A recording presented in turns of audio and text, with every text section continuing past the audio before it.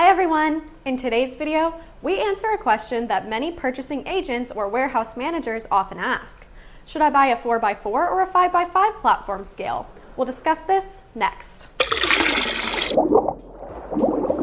Have you ever gone looking for a basic industrial floor scale to weigh pallets, only to be confused by whether you need a 5x5 or a 4x4 scale weighing platform? If you said yes, you are not alone. There are many before you that have asked that same question. This video is meant to provide a brief comparison while giving you the confidence to make the correct buying decision when shopping for a 5,000-pound floor scale. While the 4x4 floor scale is actually the most common scale purchased, the 5x5 has a slight advantage of being able to accommodate the full length of a pallet jack without fear of rolling off the back of the scale.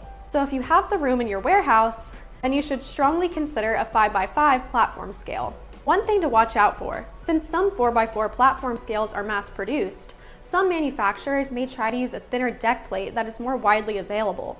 Consequently, mass-produced scales can be less durable and more susceptible to deflection, and that could possibly lead to more inconsistent weights and possibly even a shorter lifespan.